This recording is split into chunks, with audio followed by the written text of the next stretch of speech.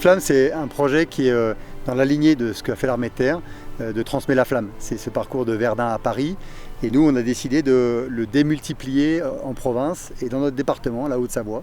Et donc d'aller récupérer la flamme du soldat inconnu hier soir sous l'Arc de Triomphe. Et ensuite, elle devait être portée dans 70 communes du département sur 4 relais qui faisaient 600 km. Cette flamme était accueillie devant les monuments aux morts pour rendre hommage aux morts, aux Savoyards des différents conflits.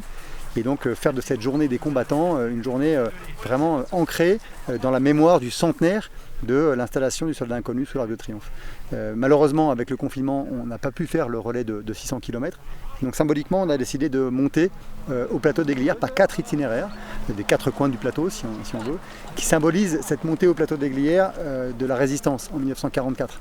Des 4 coins du département, des résistants sont montés sur le plateau d'Eyglières et ont combattu l'occupant au grand jour. C'était la première fois sur le territoire français qu'une unité de l'armée française reconstituée levait les couleurs et se battait à visage découvert. Donc c'était vraiment la France qui se relevait. La devise du plateau, c'est vivre libre ou mourir. Ce matin, on est content de pouvoir faire cette activité, de prendre du temps pour se souvenir et prendre un temps de pause dans notre rythme opérationnel qui est actuellement chargé pour commémorer un petit peu les cérémonies du 11 novembre et repenser un petit peu à l'engagement de nos anciens.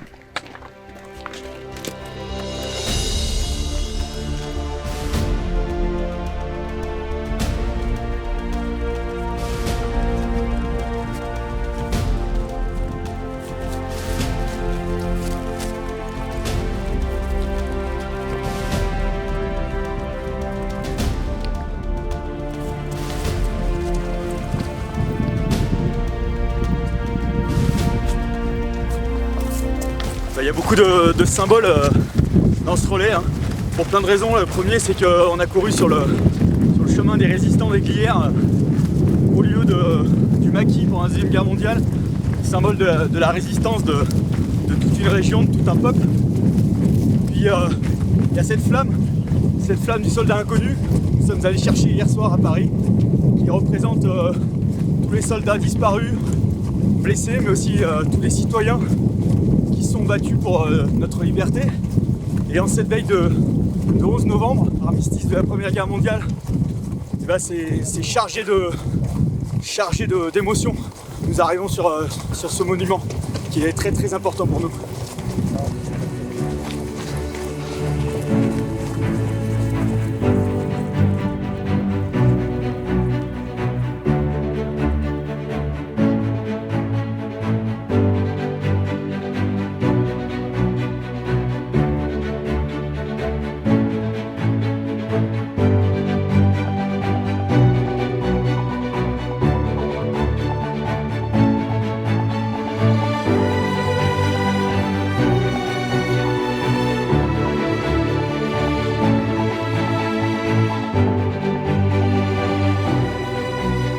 Pour nous, c'est très important de ce devoir de mémoire parce que sur ce plateau se sont réunies toutes les forces de la résistance.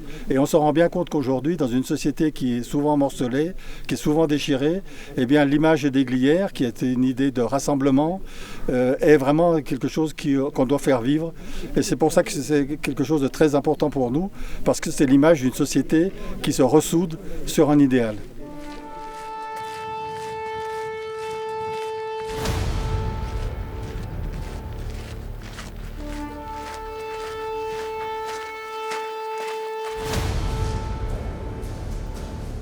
Je crois que la France a besoin de ces moments où on montre qu'on continue à faire, on continue à être présent, on continue à pouvoir œuvrer pour notre pays, sans état d'âme, avec beaucoup de précautions. C'est pour ça que, là encore, on était des petits détachements, on met les masques quand c'est nécessaire, mais en même temps beaucoup de détermination au service de notre pays.